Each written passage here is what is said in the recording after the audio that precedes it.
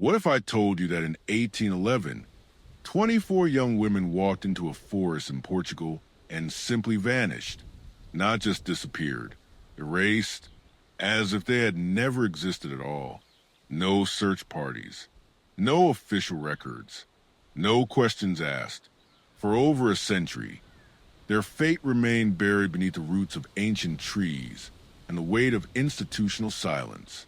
Until one day in 1938, when a farmer's shovel struck something that would unearth one of the most chilling mysteries in Portuguese history. Picture this: the spring of 1811. Portugal is still bleeding from Napoleon's invasions. The king has fled to Brazil, leaving behind a country trying to piece itself back together. And in the remote hills north of Evora, where olive groves stretch endlessly under pale skies, stands a convent of Santa Myriade, a fortress of stone and secrets. This wasn't your typical convent. The women who entered these walls, they came with stories they couldn't tell, daughters sent away in shame, young women whose pregnancies needed to disappear, girls whose very existence had become inconvenient to powerful families. They arrived with their real names, and those names died at the threshold. Inside, they became shadows and habits, ghosts and prayer. That spring, 36 women lived within those walls. But it's the 24 newest arrivals we need to remember. The young ones, the vulnerable ones. Among them was a 17-year-old girl we'll call Magdalena, though even that wasn't her real name. She was the illegitimate daughter of a local magistrate, sent away before her presence could stain his reputation. Magdalena was different. While the others prayed in silence, she wrote. She would steal scraps of old paper, binding them with thread into small journals. She wrote prayers, yes, but also observations, details, things that seemed insignificant at the time, but would later become the only witness to what happened in those woods. Because in early May, tradition called, every year, the newest arrivals were taken on what the convent called a penitential retreat. 7 days of spiritual purification in a place called the Valley of Blackbirds, a dense, swampy forest nearly 10 miles from the convent. The name alone should have been a warning. They left on a morning when the mist clung to the ground like breath on glass. 24 young women, accompanied by 2 elderly nuns and a woman known only as Sister Abigail, the convent specialists in what they euphemistically called spiritual cleansing. They carried enough bread for a week, candles, holy water, and instruments of self-flagellation, standard equipment for a retreat designed to break the will and rebuild the soul. The other nuns watched them disappear down the dirt path, their black habits swallowed by the forest's green mouth.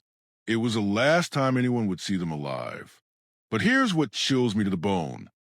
When they didn't return after 7 days, no one raised an alarm. When a week turned into 2, then 3, the remaining nuns simply carried on, as if 24 women had never existed, as if their beds had always been empty, their places at prayer already forgotten. No search parties combed the forest. No officials were notified. The local chronicles, which meticulously recorded everything from harvest yields to parish gossip, never mentioned 24 missing women. It was as if the earth had opened and swallowed them whole, and everyone who should care had collectively decided to look the other way. For 127 years, that's exactly what happened. The convent of Santa Myriade eventually closed. The forest grew wilder, and the secret rotted beneath the soil like an infection waiting to surface, until 1938, when 3 farmers decided to dig a well on land that had been abandoned for decades. They chose a clearing deep in what had once been called the Valley of Blackbirds, now just another patch of forgotten wilderness. The soil seemed soft there, promising easy digging. Instead, their shovels struck stone. Not just any stone, carved stone. Stone that had been deliberately placed and marked with symbols that seemed to writhe in the flickering light of their oil lamps. When they cleared away the dirt and debris, working in increasingly uncomfortable silence, they found themselves staring at the entrance to something that shouldn't exist. An underground chamber, sealed with crosses carved so deep into the rock that they looked like wounds in the earth itself. The wooden barriers had been charred black, as if exposed to intense heat, and crumbled at the slightest touch, releasing clouds of ash that made the men cough and cover their faces with their shirts. But it was the smell that rose from that opening that nearly made them abandon their discovery entirely. One of the farmers later described it as the scent of rust mixed with something sweet and rotten, like flowers left too long in stagnant water. The oldest of the three, a man named Antonio who had seen enough death in his 60 years to recognize its particular odor, felt his hand shake as he held the lamp closer to the opening. "We should leave this be," he whispered to his companions. "Some things are meant to stay buried." But curiosity is a more powerful force than wisdom, especially when you've already come this far, already invested hours of backbreaking labor into a discovery that defies explanation. Against Antonio's protests, the younger men widened the opening until they could squeeze through, one by one, into the chamber below. The space was perfectly circular, as if carved by hands that understood sacred geometry. The walls curved upward into darkness, disappearing beyond the reach of their lamplight. But it was what lay on the chamber floor that would haunt these men for the rest of their lives. If you believe stories like this should be told, consider liking, commenting, and subscribing. 24 iron crosses, each about the length of a man's forearm, lay scattered across the stone surface. But these weren't the simple, clean crosses you'd find in any church. They were twisted, corroded by something more aggressive than mere time, their surfaces pitted and scarred as if they'd been subjected to tremendous heat and violence. Some had been bent into impossible angles. Others snapped completely in half, their jagged ends pointing toward the chamber's center like accusing fingers. Scattered among the crosses were fragments of dark cloth, not the rough you'd expect from peasant clothing, but fine fabric that crumbled at the slightest touch. Religious habits, Antonio realized with growing horror. The remains of nuns' robes, stained with substances he didn't want to identify. But it was the walls that made the youngest farmer, barely 18 years old, stumble backward and retch in the corner. Deep gouges covered every inch of the stone surface, scratches that could only have been made by human fingernails clawing desperately at unyielding rock.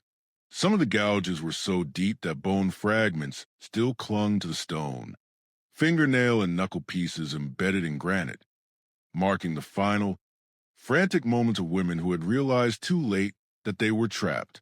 Near the chamber's center, partially buried under a pile of corroded metal and cloth fragments, Antonio's lamp caught the glint of something different, something that had been deliberately preserved. With trembling hands, he brushed away the debris to reveal a small tin box, its surface unmarked by the corrosion that had claimed everything else in that accursed space. Inside, wrapped in oilcloth that had somehow resisted decay for over a century, was a small handmade journal. The binding was crude but careful, sewn with thread that had once been white, but had yellowed with age. On the first page, in handwriting that was both elegant and desperate, someone had written, "Property of Magdalena de Sa." The pages were yellow but intact, the writing still legible. On the first page, in careful script, was written, "Property of Magdalena de Sa." The early entries read like any young woman's spiritual diary.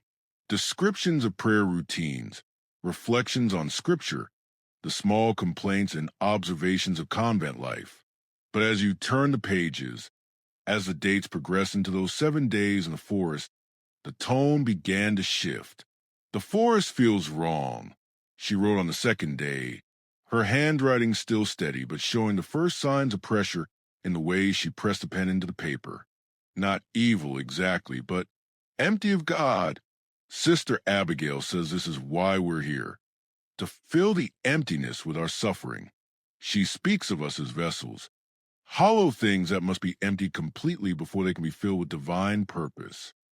By the third day, the entries became more disturbing, and you can almost feel Magdalena's growing fear bleeding through her careful words.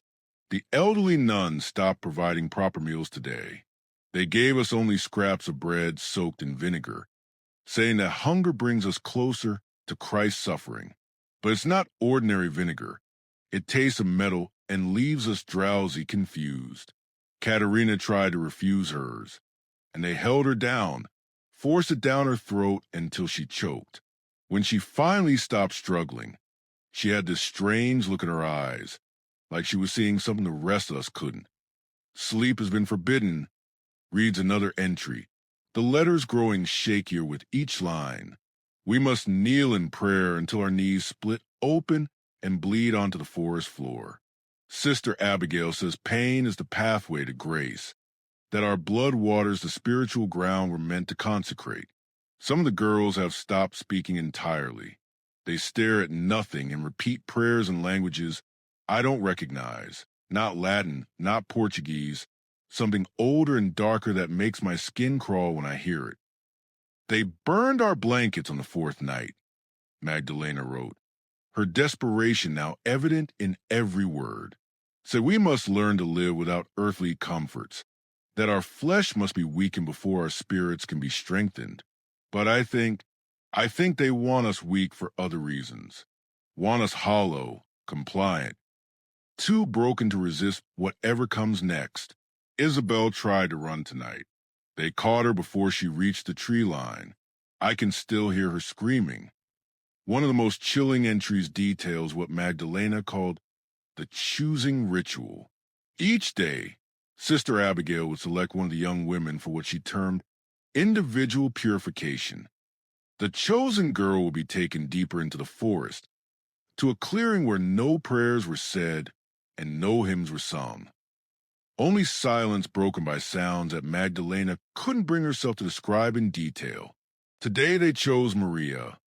One entry reads, the handwriting so faint it's barely legible. She was the strongest of us, the one who still had fight in her eyes. They held her down while Sister Abigail carved a cross into her shoulder blade with a heated knife. Maria screamed until her voice broke entirely, and then she just smiled. Not a human smile. Something empty and terrible, like she wasn't inside her body anymore, like she'd gone somewhere else entirely and left only a shell behind. When they brought her back to us, she spoke in that strange language the others have been using. Sister Abigail nodded approvingly and said Maria had been opened. I don't understand what that means, but I know I don't want to find out. The most disturbing entries come from the final days, when Magdalena realized she was the last one maintaining any grip on reality, the last one still fighting whatever transformation was being inflicted upon them. Her handwriting became increasingly erratic, the lines slanting wildly across the page as if written by trembling hands. They're not the same girls I came here with, she wrote. Their faces are familiar, but their eyes are empty windows looking into nothing. They move in perfect unison now, like dolls being controlled by the same invisible hand. They speak that horrible language in whispers, and when they do, the very air around us seems to thicken and darken. Sister Abigail says we're almost ready, that the vessel is nearly complete. She speaks of doorways and thresholds, of flesh becoming bridges between worlds. I understand now that we weren't brought here for purification. We were brought here to become something else entirely, to serve as anchors for whatever waits in the darkness beyond the veil of this world.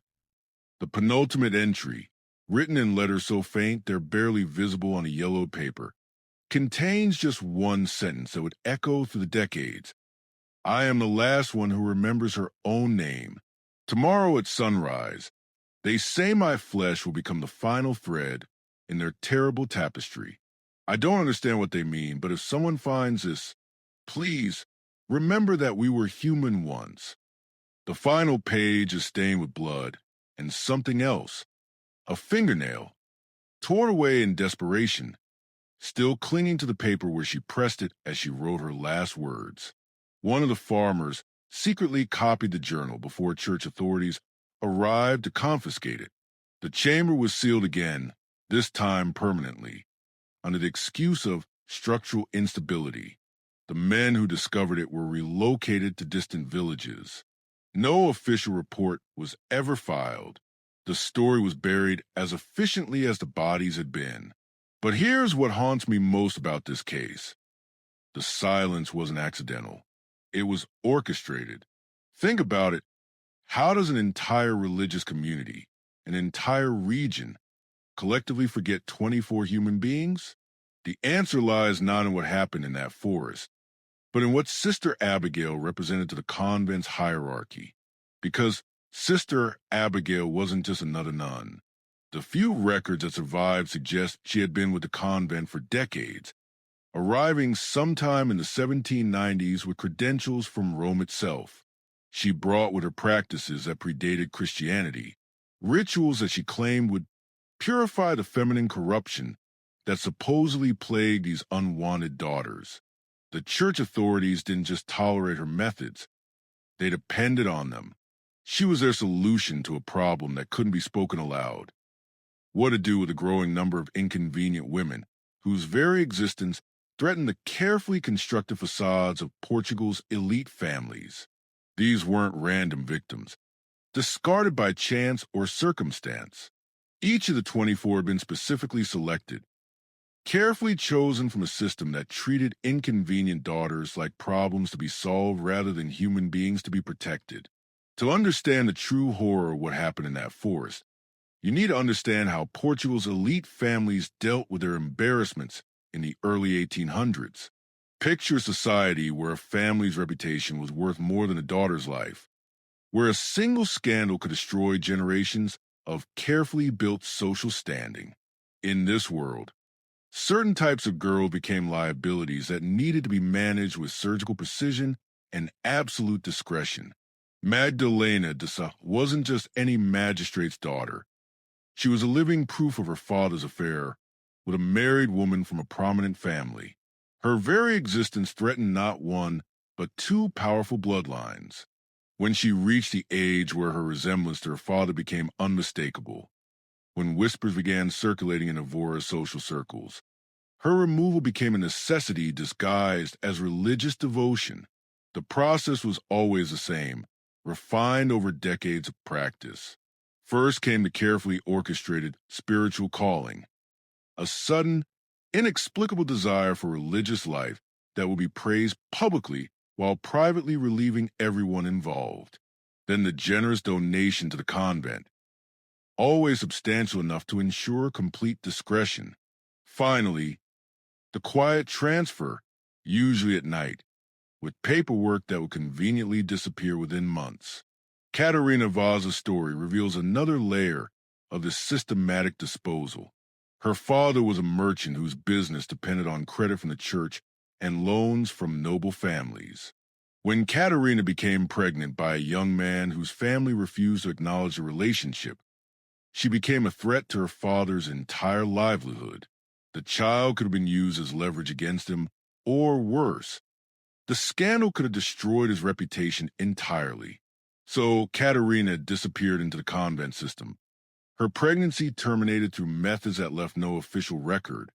Her subsequent mental breakdown attributed to spiritual crisis. Isabel Mora represents perhaps the most sinister category of disposable daughters, those who saw too much. At 16, she had witnessed her stepfather conducting business that involved smuggling goods past French blockades, transactions that could have been construed as treason if they came to light. Isabel had the misfortune of being intelligent enough to understand what she'd seen and naive enough to ask questions about it. Her stepfather's solution was elegant in its simplicity, a religious vocation that would silence her forever. The system worked because it served everyone's interests.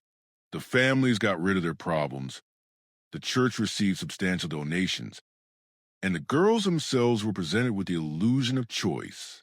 After all, who could argue with a young woman's sincere desire to serve God? The documentation was always perfect. The testimonies always corroborated.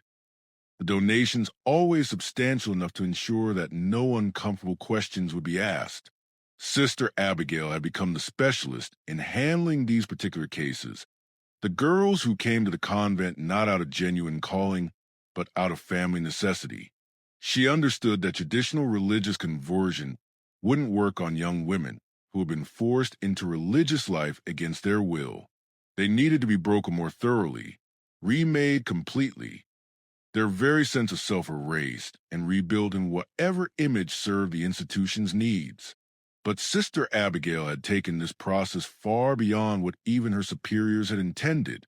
What had begun as a systematic method for managing inconvenient women had evolved into something far darker, a deliberate program of psychological destruction that served purposes no one in the church hierarchy wanted to acknowledge or examine too closely. What happened in that underground chamber wasn't madness, it was method, the systematic starvation, the sleep deprivation, the ritualistic markings. These weren't the random acts of a deranged woman. They followed a pattern, a liturgy of suffering that Sister Abigail had perfected over years of practice. The journal reveals that she spoke of opening doorways, of thinning the barriers between worlds. But I think the real horror is simpler and more human. She was creating a space where screams couldn't be heard, where 24 young women could be erased without consequence. And the most chilling part? She almost succeeded completely. The farmer who copied that journal took an enormous risk. Church authorities had made it clear that anyone who spoke of what was found would face severe consequences. But something about Magdalena's words, about her desperate plea to remember their names, compelled him to preserve the truth. He hid the copied pages in his own family's Bible, where they remained for another 50 years until his granddaughter discovered them. She was the one who finally broke the silence, sharing the story with local historians in the 1980s. By then, most of the people who could have provided context were dead, taking their secrets with them. But the evidence speaks for itself. Carbon dating confirmed that the bones in the chamber dated to the early 1800s. All were from young women, aged between 15 and 25. And forensic analysis revealed something that validates Magdalena's account. Signs of systematic malnutrition, evidence of repeated trauma, and markings on the bones consistent with deliberate cutting and burning. 24 sets of remains, 24 iron crosses, 24 names that were meant to be forgotten forever. Let me tell you their names now, because that's what Magdalena asked for in her final moments. That's the least we can do for girls who died believing they were invisible, worthless, expendable.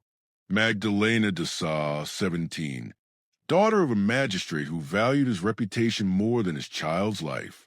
Katerina Vaz, 19, sent away when her pregnancy became inconvenient to her family's business arrangements. Isabel Mora, 16, who had seen her stepfather's hands where they shouldn't have been and dared to speak.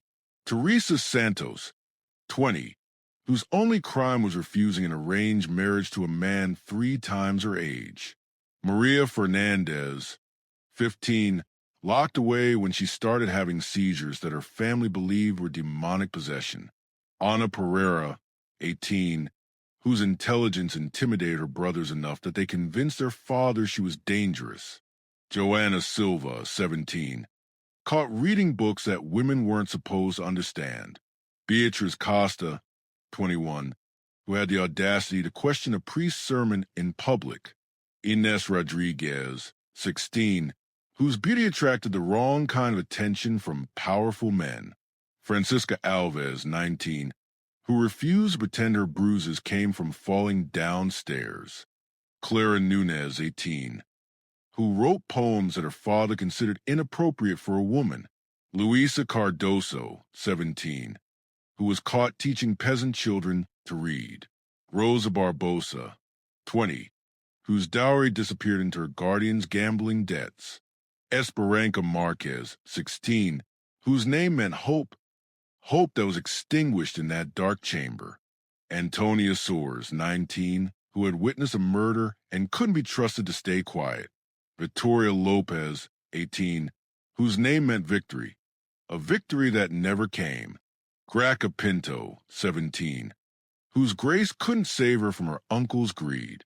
Conceição Ribeiro, 21, conceived in violence and punished for existing. Piedade Carvalho, 19, whose piety couldn't protect her from those who claimed to serve God. Gloria Mendez, 16, who would never see the glory she was promised. Dolores Cruz, 18, whose name meant sorrows that ended only in death. Amparo Diaz, 17, who found no shelter from those meant to protect her. Luz Ferreira, 19, whose light was deliberately extinguished. And finally, Remedios Baptista, 20, whose name meant remedies, but there was no cure for the evil that consumed her. These weren't just names on a list. They were daughters, sisters, human beings with thoughts and dreams and fears. They wrote letters that were never sent, harbored hopes that were never fulfilled, and died believing that no one would ever remember they had lived. Sister Abigail understood something that we often forget, that society's most vulnerable members can disappear without anyone caring enough to ask where they went. She counted on the silence of institutions, on the complicity of families who preferred convenient disappearances to inconvenient truths.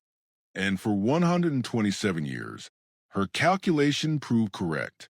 But here's what she didn't anticipate: that one frightened girl with a stolen journal and a broken pen would find a way to speak from beyond the grave. Magdalena de Sá, 17 years old, illegitimate and unwanted, became the voice that finally broke a century of silence. The Valley of Blackbirds remains largely untouched today.